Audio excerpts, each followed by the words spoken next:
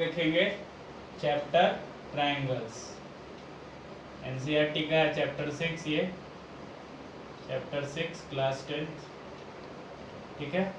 इसमें हम लोग सिमिलैरिटी के बारे में पढ़ेंगे। उससे पहले हम लोग क्लास 9th में कॉन्ग्रुएंट फिगर पढ़ चुके हैं, कॉन्ग्रुएंसी पढ़ चुके हैं। कॉन्ग्रुएंट फिगर क्या होता है? Two geometric figures which have the same shape and size, यानी शेप भी सेम होना चाहिए और साइज भी सेम होना चाहिए, तो कॉन्ग्रुएंट फिगर। यानी कि एक इक्विलैटरल ट्रायंगल 5 5 5 सेंटीमीटर और दूसरा इक्विलैटरल ट्रायंगल 5 5 5 सेंटीमीटर, मतलब दोनों ट्रायंगल एकदम हूबहू, शेप भी सेम, ट्रायंगल है तो ट्रायंगल, इक्विलैटरल है तो इक्विलैटरल, और साइज भी सेम, तो उसको कहेंगे कॉन्ग्रुएंट फिगर। बट हम लोग को पढ़ना है सिमिलर फिगर। सिमिलर फिगर क्या हो गया? यानी सिमिलैरिटी के अंतर्गत क्या हो गया कि शेप तो सेम होना चाहिए बट साइज डिफरेंट होगा, बट डिफरेंट साइजेज। कहने का मतलब ये भी सर्कल है और ये भी सर्कल है, तो दोनों का शेप सेम है कि सर्कल है? दोनों का सेम शेप है कि शेप सेम है कि ये दोनों सर्कल है, लेकिन क्या साइज सेम है? इसका रेडियस मान लीजिए 1 होगा तो इसका रेडियस 4 होगा, क्योंकि बड़ा है, साफ साफ दिख रहा है। तो शेप तो सेम है लेकिन साइज अगर अलग अलग है तो उसको कहेंगे सिमिलर फिगर। जैसे कि एग्जांपल में any two line segment are similar, कोई भी दो लाइन सेगमेंट सिमिलर है। ये हो गया लाइन सेगमेंट, ये भी हो गया लाइन सेगमेंट, तो दोनों लाइन सेगमेंट है। शेप है कि लाइन सेगमेंट है?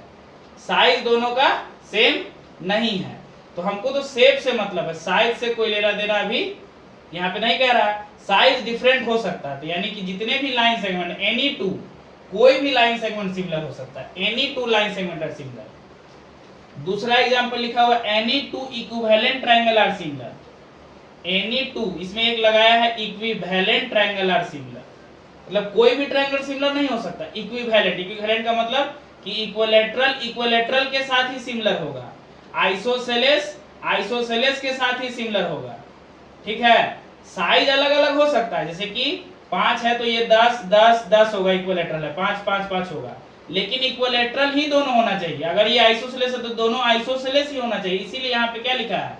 इक्विवेलेंट। सीधे ट्रायंगल नहीं लिखा है कि कोई भी ट्रायंगल। ऐसा नहीं है कि इक्विलैटरल ट्रायंगल आइसोसेलेस ट्रायंगल के साथ बराबर हो जाएगा, नहीं, ये नहीं होगा।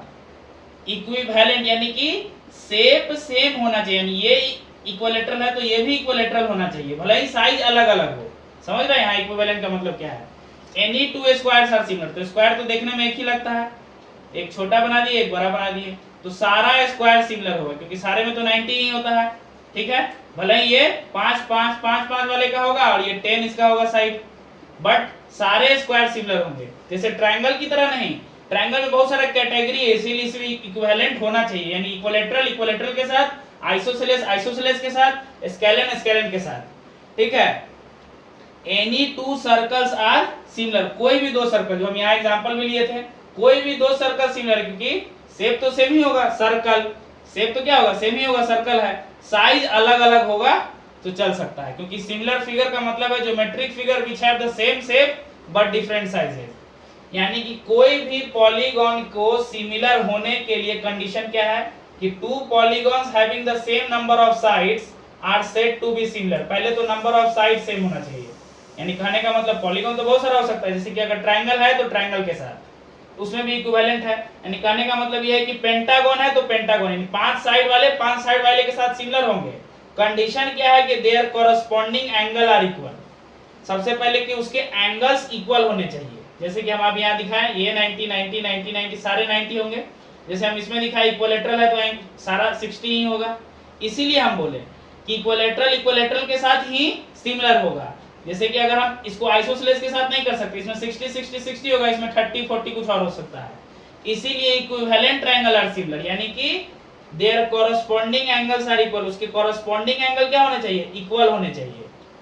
दूसरा condition, the length of their corresponding sides are proportional. Proportional का मतलब क्या है? जैसे कि इसका साइड क्या है 5, इसका साइड क्या है 10, इसका रेशियो निकालिए 1/2।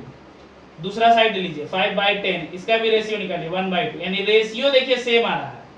जैसे मान लीजिए कि कोई भी दो ट्रायंगल ले लेते हैं, यहाँ ले लिए 3 4 5 और इसको ले लिए 6 8 और 10, ये बड़ा है, ठीक। तो एंगल सेम मान लीजिए, एंगल सेम है, थोड़ा देर के लिए हम यहाँ पे ये समझा रहे हैं प्रोपोर्शनल वाला। तो 3/6 1/2, 4/8 1/2, 5/10 1/2, यानी कि इसका जो साइड का जो रेशियो है यानी वो प्रोपोर्शनल होना चाहिए, यानी इक्वल होना चाहिए। साइड के जो रेशियोज हैं वो इक्वल होने चाहिए। इसी तरह से कंडीशन फॉर सिमिलर ट्रायंगल भी लिख सकते हैं, कंडीशन फॉर सिमिलर ट्रायंगल। तो बस यहाँ चेंज हो जाएगा, तो two triangles are said to be similar, two triangle are said to be similar. देखिए यहां बस क्या लिख देंगे कि two triangles are said to be similar. Condition क्या है कि their corresponding angle are equal, यानी ट्रायंगल्स को सिमिलर होने के लिए पहले उसके कॉरस्पॉन्डिंग एंगल इक्वल होने चाहिए। जैसे कि अगर ये मान लीजिए 30 40 50 है तो अगले वाले ट्रायंगल में भी 30 40 50 30 40 110 होगा। 30 40 110 अगर इसमें है तो अगले वाले ट्रायंगल में भी 30 40 110। हाँ ये आगे पीछे हो सकता है, जैसे यहाँ 30 है तो जरूरी नहीं कि यहीं 30 हो, 30 यहाँ हो सकता है, 40 यहाँ हो सकता है 110, लेकिन इसके जो एंगल्स होंगे वो होने चाहिए, इसके एंगल्स इसमें होने चाहिए। उसी तरह से इसके साइड का जो रेशियो है वो प्रोपोर्शनल होने चाहिए। जैसे मान लीजिए कि 4 5 6 है, मैं भी दिखाएं यहाँ पे 3 4 5 है, तो 3/6 कितना हो गया 1/2। उसी तरह से 4/8 रेशियो कितना हो गया 1/2, और 5/10 रेशियो कितना हो गया 1/2। तो रेशियो सब क्या होना चाहिए, सेम होना चाहिए, यानी कोरस्पॉन्डिंग साइड का जो रेशियो है वो प्रोपोर्शनल होना चाहिए, यानी कि इक्वल होना चाहिए। ठीक है, हम देखेंगे थेल्स थ्योरम 6.1, एनसीईआरटी में 6.1 है। If a line is drawn parallel to one side of a triangle, एक ट्रायंगल है, ट्रायंगल बना दिए, a line is drawn parallel to one side, तो किसी एक साइड के पैरेलल लाइन खींचेंगे, यानी BC है, BC के एक पैरेलल लाइन खींच देते हैं। ठीक, एक लाइन पैरेलल खींचे to intersect the other two side, तो दो साइड जो यहाँ पे AB और AC बचा, वहां पे दो जगह कट रहा है इन डिस्टिंक्ट पॉइंट, दो अलग अलग पॉइंट पे।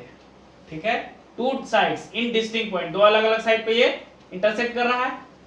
Other two sides, the other two side, दो अदर टू साइड AB और AC है, आर डिवाइडेड, बट गया AD/DB और AE/EC बट गया इन द सेम रेशियो। को प्रूफ करना है कि यही जो रेशियो बट गया वो रेशियो बराबर है। ठीक है, यानी गिवन आपका दिया है कि here a triangle ABC in which DE parallel to BC and line DE intersect AB and AC, line AB and AC intersect AB and AC at point D and E respectively. ठीक है, respectively, ये हो गया, ये हो गया आपका given. तो किसी भी प्रूफ करने के लिए पहले गिवन लिखते हैं, फिर टू प्रूफ लिखते हैं, फिर कंस्ट्रक्शन है तो कंस्ट्रक्शन करते हैं, उसके बाद प्रूफ करते हैं। अगर आपको थेल्स थ्योरम स्टेट करने भी कर सकता है, तो स्टेट करने का आएगा तो केवल ये लिखेंगे, प्रूफ नहीं करेंगे। स्टेट करने का आएगा तो प्रूफ करने का आएगा तो प्रूफ भी करेंगे। ये हो गया गिवन। प्रूफ क्या करना है हमको कि ये जो रेशियो बटा है, रेशियो AD/DB और एक रेशियो है AE/EC वो बराबर है, ये प्रूफ करना है। कंस्ट्रक्शन इसमें है तो कंस्ट्रक्शन कर देते हैं। कंस्ट्रक्शन क्या है कि E से एक परपेंडिकुलर लाइन खींचेंगे AB पे, E से एक परपेंडिकुलर लाइन खींचेंगे AB पे EN, और D से एक परपेंडिकुलर लाइन खींचेंगे AC पे D से एक परपेंडिकुलर लाइन खींचेंगे DN AC पे, और EB को ज्वाइन कर देंगे और DC को भी ज्वाइन कर देंगे। देखिए वही लिखेंगे, तो लिखेंगे draw EN perpendicular AB and DM perpendicular AC and join EB and DC। ये हो गया पार्ट, कंस्ट्रक्शन हो गया। अब आते हैं प्रूफ पे। प्रूफ में हमको क्या लेना है AD/DB, तो AD ये लेना है, DB ये लेना है, यानी हम इस ट्रायंगल में जाएंगे एक बार जिसमें AD हो और एक बार DEB यानी जिसमें DB हो। तो जा रहे हैं area of triangle A D E by area of triangle D E B में। एरिया का फॉर्मूला होता है 1/2 इंटू एरिया ऑफ किसी भी ट्रायंगल का फॉर्मूला, राइट एंगल ट्रायंगल का 1/2 इंटू बेस। बेस कौन है? एडी। तो जब बेस एडी है तो हाइट क्या हो जाएगा? E N. ए डी ई का ये तो हो गया। अब डी ई बी का देख लीजिए। डी ई बी जो है वो कुछ इस प्रकार है ट्रायंगल।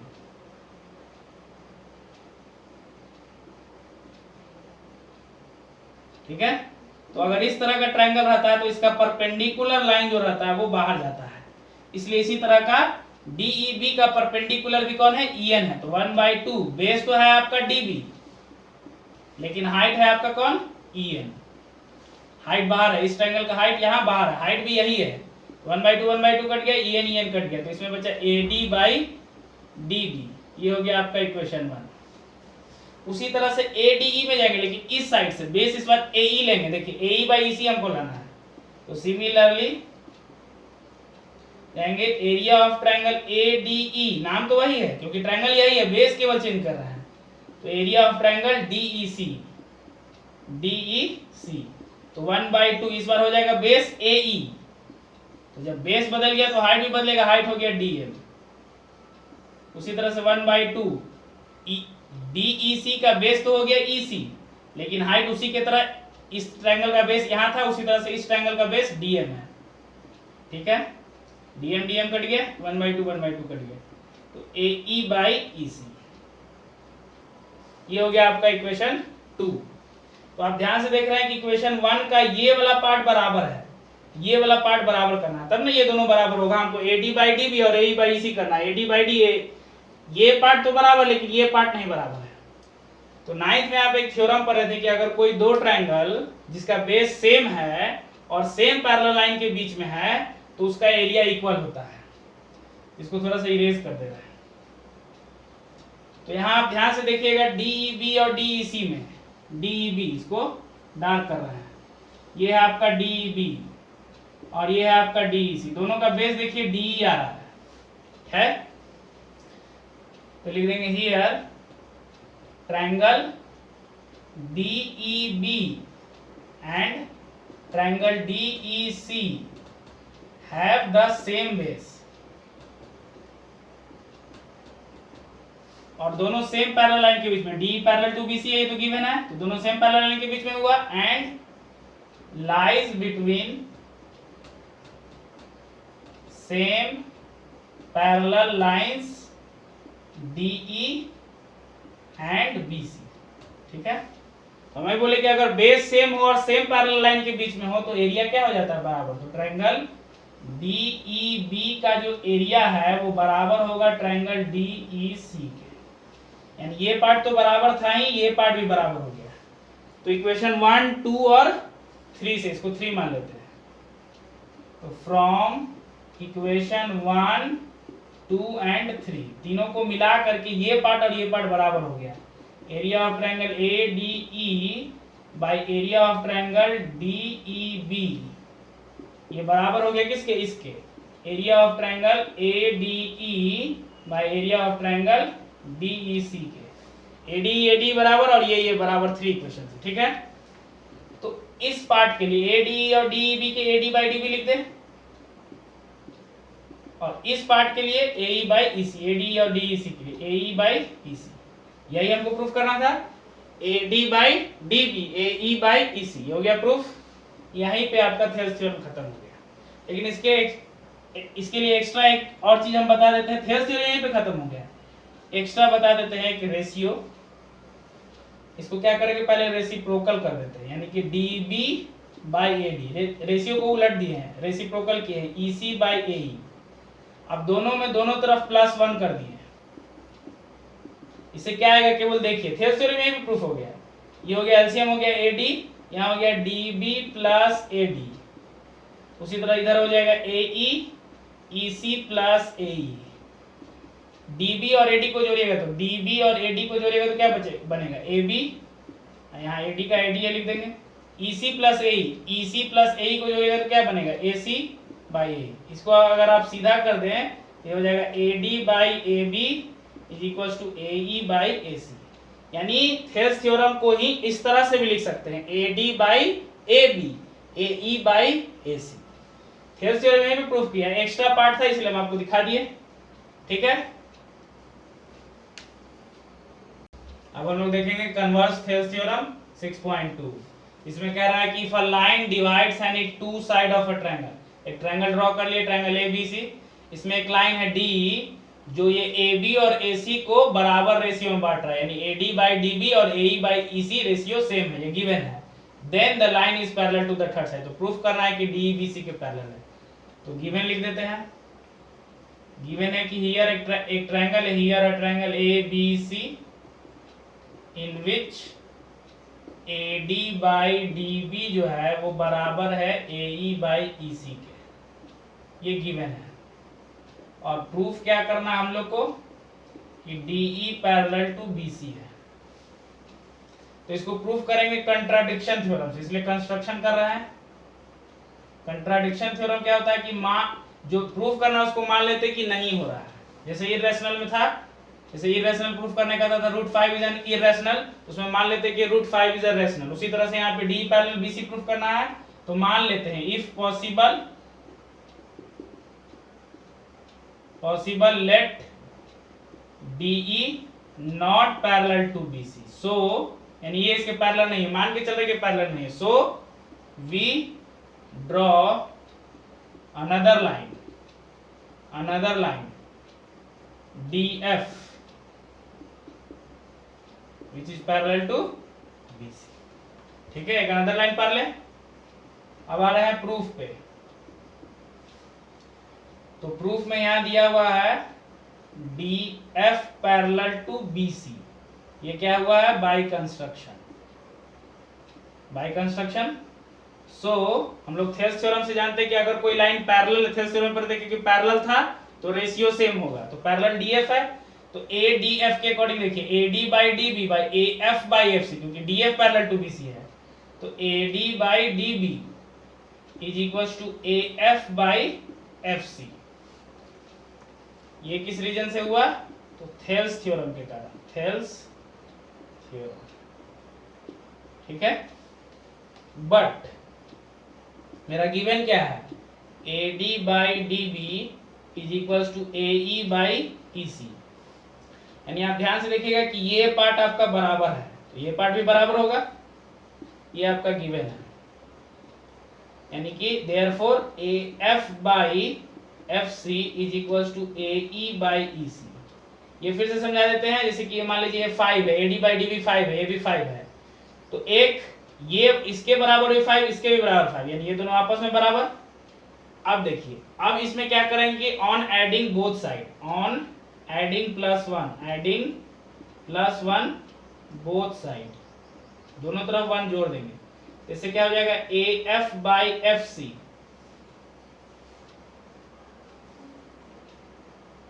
प्लस 1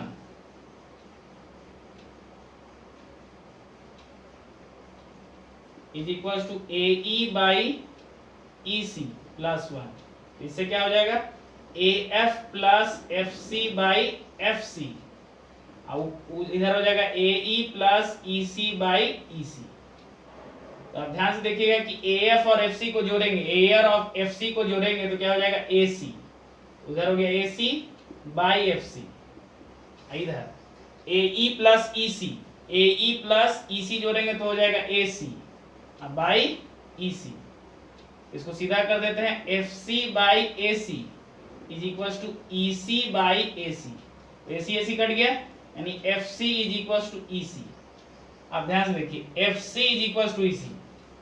अब देखिए यहां से हम C से एक लाइन पा रहे हैं यहां तक, और C से एक और लाइन पा रहे हैं यहां तक, कभी भी ये दोनों बराबर होगा, ये होगा मान लीजिए अगर 2 सेंटीमीटर तो ये तो बड़ा ही होगा 3 सेंटीमीटर, लेकिन यहाँ पे आ रहा है मेरा क्या कि FC जो है वो EC के बराबर है, ये तो गड़बड़ आ रहा है, तो ये तभी पॉसिबल है, तो लिखेंगे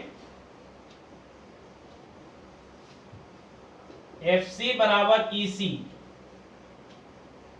इट इज वही वाला लिखने के लिए है, it is only possible if F and E coincide with each other, coincide with each other। यानी कहने का मतलब ये है कि F ही E है और E ही F है, यानी दोनों एक ही पॉइंट है। That is जो हम माने थे कि F यहाँ है, तो F यहाँ नहीं, F यही है और E भी यही है, DE parallel to BC, hence DE parallel to BC। लिख देंगे आगे में, hence our assumption, so our assumption is wrong, assumption was wrong, hence DE parallel to BC। यानी हम लोग जो assumption माने थे कि DF एक अनदर लाइन है, वो गलत था, hence DE parallel to BC। ये हो गया कन्वर्स थ्योरम।